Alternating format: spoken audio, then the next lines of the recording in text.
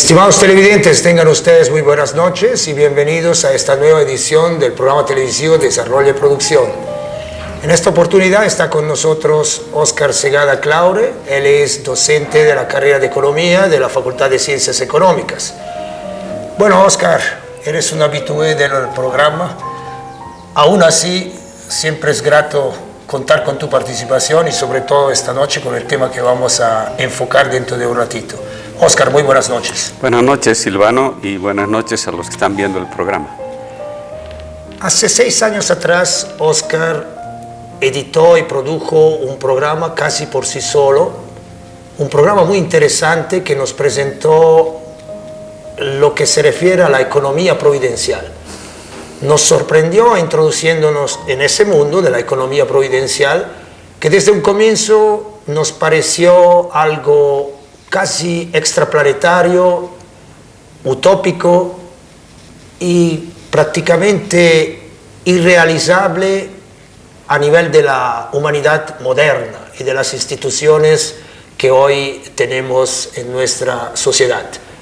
¿Seguirá siendo así? Vamos a ver. Óscar, de todas maneras, para un poco introducirnos en el tema, a ver si nos puedes un poco presentar qué es lo de la economía providencial. Va a ser bien difícil explicarlo en pocas palabras y espero que en los minutos del programa podamos ir aclarando estos aspectos. Básicamente, la economía providencial podríamos decir que es una manera de entender la dimensión económica de la vida humana desde una perspectiva que considera que los seres humanos tenemos un campo de desenvolvimiento como tales en este mundo y es el de desplegar todas nuestras posibilidades. ¿Para qué hemos nacido en este mundo, diríamos? Para hacer una experiencia humana, y esa experiencia humana hay que realizarla a cabalidad. Y para poder realizar a cabalidad esa experiencia humana, para el despliegue de todas nuestras potencialidades, hay un componente de carácter económico que trata de cubrirlo, esta idea de la economía providencial. No es un modelo económico, no es una teoría económica, no es un paradigma, no es una escuela del pensamiento económico, ni nada de lo que habitualmente estamos acostumbrados a ver en el mundo cotidiano. En realidad es una manera de relacionarse con lo económico y como lo vamos a ir viendo seguramente más adelante, desde la idea y la práctica de la renuncia. Bueno, pero ¿de dónde nace esta idea de la economía providencial? Recuerdo que en el programa de hace 6 años tú partiste de un diagnóstico donde lograste demostrar una contradicción fatal. Mira, la idea de la economía providencial en realidad no es tan nueva. Viene, hasta donde yo sé, aproximadamente de la década de los 30 o de la década de los 40 del siglo pasado, cuando un señor italiano llamado Santiago Bovicio llegó a América y fundó un grupo de desenvolvimiento espiritual que se llama CAF. Entre los elementos que él y los que lo seguían empezaron a desarrollar, a reflexionar, a practicar, estaban algunos de carácter económico que este señor que te comento lo sintetizó finalmente en ese término, economía providencial. Después, esto ha ido practicándose de distinta manera, en distintos lugares, por grupos bastante reducidos. Y hace 6 años, como mencionabas, decidimos hincar el diente de manera abierta en el tema de la economía providencial para plantearlo a la gente y que la gente lo pueda tomar, lo pueda reflexionar, lo pueda analizar, lo pueda criticar, etc. Entonces hay varias maneras de encarar el tema de la economía providencial. Una de las maneras es la que estamos acostumbrados a hacer en el campo de las ciencias sociales, en el campo de las llamadas ciencias económicas, que consiste en descubrir una problemática y encontrar frente a ella algunas alternativas. Y en ese momento la economía providencial fue planteada como una alternativa posible para encarar los problemas que la humanidad está confrontando hoy en el campo económico, pero también en el campo ambiental, en el campo social, en el campo político y aún en el campo de carácter existencial. Básicamente la idea, de la que llamamos un poco histriónicamente la gran contradicción, decía que el ser humano está logrando en los últimos tiempos avances tremendamente dinámicos, impensados en el pasado, y que eso nos ha permitido, quizá utilizando las palabras que utilizó Marx en su momento, un gran desarrollo de las fuerzas productivas que se refleja en la creación de mucha riqueza, de muchos bienes, de muchos servicios que podrían estar al alcance de los seres humanos. Pero al propio tiempo, la manera de relación de los seres humanos con las necesidades, entre ellos mismos, con el medio ambiente social, con el medio ambiente natural, no avanza en la misma velocidad y con la misma dinámica. Como que el desarrollo de las fuerzas productivas ha dejado bastante atrás la conciencia y la capacidad humana de manejar esas fuerzas productivas. En algunos ámbitos se suelen expresar algunas caricaturas que reflejan eso bien. Los seres humanos somos como un chimpancé con una navaja en una sala. Quizás hasta podríamos decir un chimpancé con una metralleta en una sala. Ese compañero maneja el arma, pero no conoce muy bien los alcances de su poder creativo en algunos casos, pero mayormente destructivo. Entonces hay un desfase, una contradicción muy profunda entre estos dos grandes elementos. Y si bien hay iniciativas muy sanas en el campo de la economía, de la política, de la sociología, de la cultura, en el campo ambiental, para encarar esa gran contradicción, estamos constatando que esta más bien parece estar tendiéndose a profundizar. Y la economía providencial es una manera que nos lleva a reflexionar desde otra perspectiva cómo encarar esa dificultad. Recuerdo que, siempre volviendo al programa anterior de hace 6 años, hablabas de necesidades. Necesidades reales para vivir, necesidades exageradas para consumir en exceso. Y esto como parte de un ciclo destructivo de repetidas insatisfacciones a reproducirse al infinito. Sí. Diríamos que los seres humanos tenemos lo que se llaman necesidades, es decir, carencias que tenemos que atender. Tenemos necesidad de alimento, de vestimenta, de vivienda, de transporte. Tenemos necesidades de carácter cultural, necesidades de relacionamiento entre nosotros, necesidades educativas, necesidades de salud, necesidades de participación en la vida de las sociedades, pero inclusive tenemos lo que Erich Fromm llamaba las necesidades de sobrevivir, que quizás es la más humana de las necesidades, que es la necesidad de darle algún sentido al tiempo que tenemos en esta vida. Todas estas necesidades tienen que ser atendidas para que el ser humano, como decíamos hace un rato, pueda desplegar todo su potencial. El punto está en que la mayor parte de la humanidad no puede aún desplegar ese potencial. La mayor parte de la humanidad todavía no puede atender sus necesidades, inclusive las necesidades básicas de sobrevivencia. Por tanto, ese es un tema que hay que encarar urgentemente. Ni qué decir de las otras necesidades. Ahora bien, en el mundo en el que nosotros vivimos, por diversas causas, que quizá ahora no vale la pena tocar porque no tenemos tiempo, las personas encuentran que el afán de consumir, el afán de tener, el afán de poseer, se va sobreponiendo en relación a otras posibilidades que los seres humanos tienen y nos embarcamos en una loca carrera de consumo que va atendiendo no solamente las necesidades reales, sino que además apunta principalmente a atender lo que se llaman las necesidades sentidas, aquellas necesidades que nosotros creemos que tenemos y que se expresan en un sobreaprovechamiento de los recursos que está llevando al planeta, por ejemplo, a una encrucijada tremenda de seguir en este camino o cambiar la dirección. Estas necesidades sentidas que se van creando, las podemos ver nosotros cotidianamente en nuestra vida habitual. Por ejemplo, estos días en Estados Unidos se celebra el célebre Black Friday, un día en el que los comercios venden bienes y servicios a precios rebajados.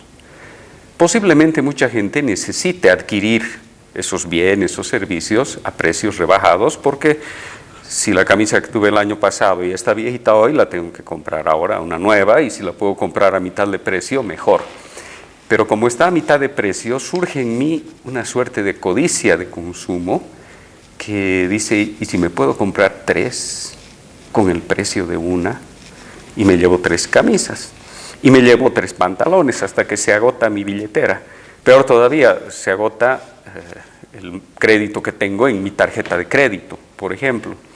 Y eso lleva a una situación de sobreconsumo que, cuando uno lo mira bien, nos está planteando un hecho patente en la vida de los seres humanos. Estamos tendiendo a consumir más allá de las necesidades que realmente tenemos, atendiendo a las necesidades sentidas creadas, por ejemplo, por el Viernes Negro.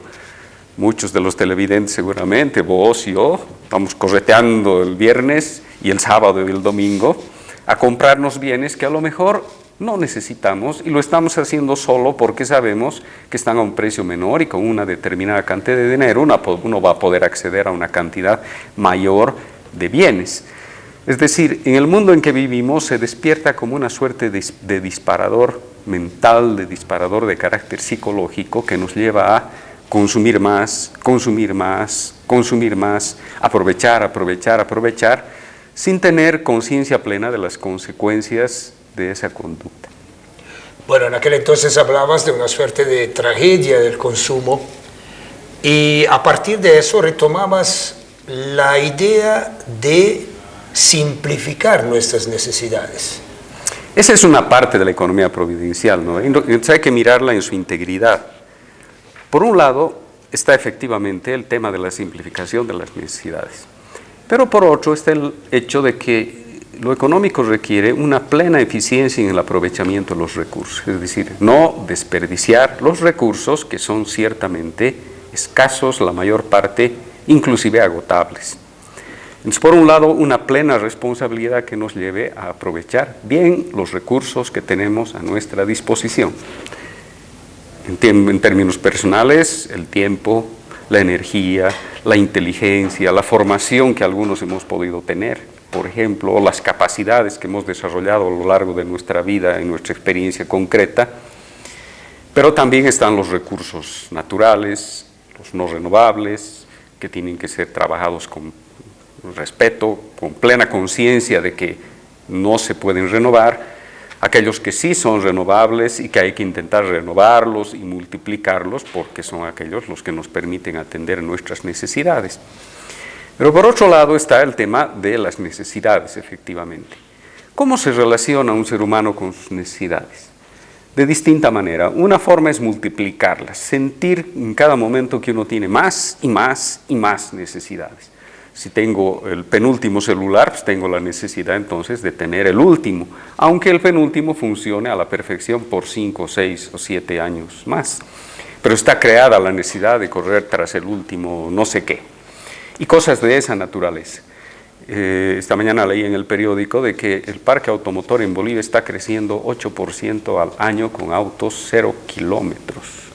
En un país pobre como Bolivia, con las restricciones que hay en relación a los combustibles, los carburantes, ferias del automotor que están ofreciendo más de 100 marcas de vehículos espectaculares, donde uno va, siente la necesidad de renovar su auto, de tener el último 0 kilómetros y hace todo lo posible por adquirirlo.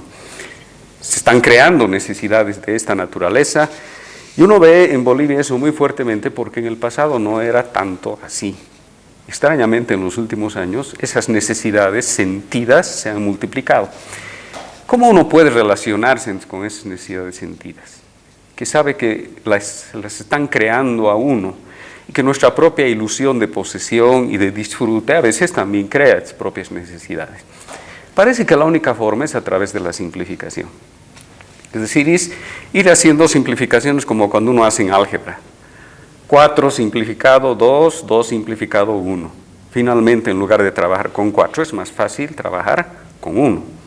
La simplificación es simplemente eso, es preguntarse si la necesidad que uno está sintiendo en un momento determinado ¿es una necesidad real o es una necesidad que uno está sintiendo efectivamente y que se está expresando en un deseo irrefrenable que lo lleva a uno a saltar sobre los bienes que se están ofreciendo?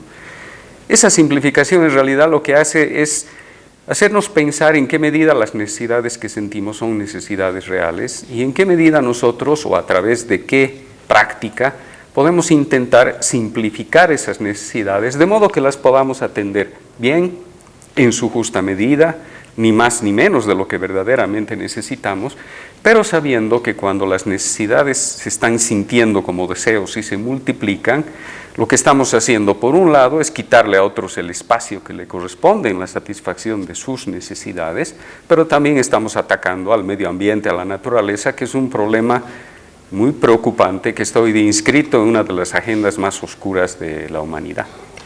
Bueno, en este ámbito aparece el sentido y la práctica de la renuncia.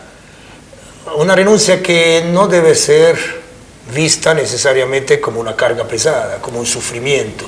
Y en el ámbito económico, la renuncia es otro de los elementos claves para la economía providencial.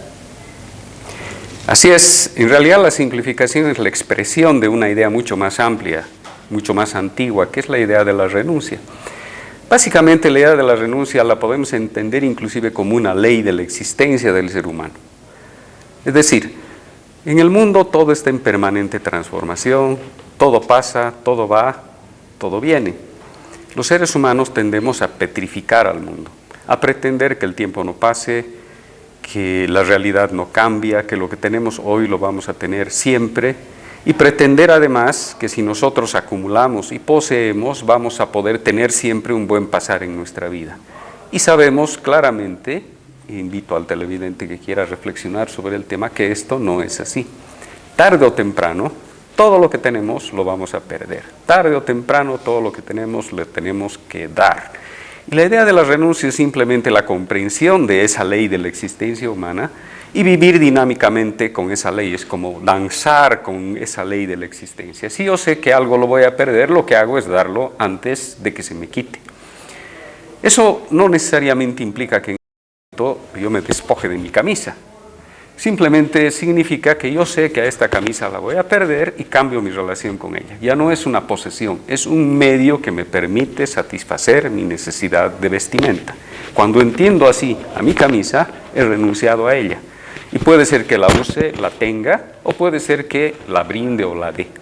Simplemente me he liberado de esa posesión y de la esclavitud que esa posesión conlleva por aferrarse a algo que indefectiblemente se va a ir. Entonces, la idea de la renuncia desde esa perspectiva, más que despojo, más que sufrimiento, más que pérdida, vendría a ser entendida como una liberación. Uno se libera de aquello que sabe que lo tiene que dar. No se convierte ya en una posesión que nos esclaviza y que nos ata a los bienes, a las cosas que nosotros tenemos, y que cuando las perdemos las sentimos como una gran pérdida que inclusive nos puede llevar a cuadros de carácter depresivo, de mucha tristeza, de mucho sufrimiento, que es lo que ocurre habitualmente en la vida humana. Y ese tipo de relación no solamente ocurre con los bienes naturales, materiales, con las cosas que aprovechamos habitualmente. Las relaciones de posesión también se dan con relación a personas, a ideas, a concepciones del mundo, con relación a las transformaciones que va sufriendo nuestro propio cuerpo, que va envejeciendo en el tiempo. Y si uno vive aferrado, poseyendo esos elementos, tarde o temprano los pierde y tarde o temprano se convierte en una carga que amarga la vida de las personas sin motivo, porque nosotros sabemos que todo lo que tenemos, más tarde o más temprano lo tenemos que dar. En el campo económico la idea de la renuncia es la economía providencial. Y se llama economía providencial, economía porque trata de cómo se pueden manejar adecuadamente los recursos que tenemos a nuestra disposición, con plena responsabilidad, con plena eficiencia, para atender en su justa medida todas nuestras necesidades individuales, colectivas, de los seres humanos y de los otros seres que están conviviendo con nosotros en esta experiencia de la vida en el planeta actualmente. Y se llama providencial porque se reconoce que estamos proveídos de todo lo que necesitamos para desenvolvernos como seres humanos. La imagen de la Madre Tierra, de la Pachamama, de lo divino que le da al ser humano las posibilidades para desenvolverse, es una imagen muy linda que hace referencia al tema de providencial. Estamos proveídos de todo lo que necesitamos para atender nuestras necesidades. Entonces, por un lado, somos responsables en el manejo de los recursos. Por otro lado, reconocemos que todos tenemos derecho a atender plenamente nuestras necesidades reales y tenemos un entorno habitual que nos provee con esos recursos, la problemática económica del ser humano debería convertirse en una administración de los recursos para que podamos todos atender nuestras necesidades. Bueno, pero bajo la percepción de una economía que tiene que acelerarse, reactivarse cada vez más y cada vez más rápido para estar bien, hablar de economía providencial, la economía de la renuncia, ¿no es deleterio? A mí me parece que no, sino más bien todo lo contrario, porque uno tendría que plantearse tras de qué estamos corriendo. Es decir, hay todo un fetiche en relación al crecimiento del producto. Bolivia ha crecido al 5%, es el país que más crece en América, y uno dice, ¿y cuál es el problema o cuál es la ventaja de ese crecimiento desesperado? Ese crecimiento, en todo caso, tiene que traducirse en la atención de las necesidades de las personas que viven en la sociedad. Y no necesariamente eso sucede, porque resulta que la manera como están organizadas las sociedades en las que nosotros vivimos, a menudo el crecimiento potencia el poder económico que se refleja después en el poder político de grupos elitarios reducidos. Pero la mayor parte de la población no necesariamente recibe los frutos de ello. Por tanto, el tema del crecimiento me parece que es una consecuencia de la calidad del crecimiento. ¿Cuánto crecemos? Es una función, si lo pensamos en términos saludables, de cómo crecemos. El crecimiento en economía tiene que orientarse no a consumir los autos últimos modelos para los cuales sacamos una nueva gasolina. Tiene que estar orientado a atender las necesidades de las personas que aún no han atendido sus necesidades más básicas. Esa calidad de crecimiento justifica un crecimiento que pueda ser mayor. Pero si nosotros nos ponemos a pensar bien, las necesidades reales de los seres humanos no necesitan de una gran tasa de crecimiento económico. Con tasas relativamente modestas y distribución de los recursos que puedan estar basados en políticas estatales, pero en las actitudes de las personas basadas en la idea de la renuncia, tendríamos más que suficiente en la perspectiva de lo que es una buena economía. Quizá muchos lo saben, lo sabes tú, pero lo comento para recordar, hay un país budista llamado Bután que en realidad no mide el crecimiento en términos del Producto Interno Bruto, sino de un indicador que han inventado que se llama la felicidad interna bruta. ¿Cuán felices son los ciudadanos de ese país? Y en la noción de felicidad está obviamente la atención de las necesidades materiales, de interrelacionamiento social, de educación, de salud, pero también hay indicadores respecto a cuán bien se siente la gente individualmente y cuán bien se siente en el medio social en que esa gente vive.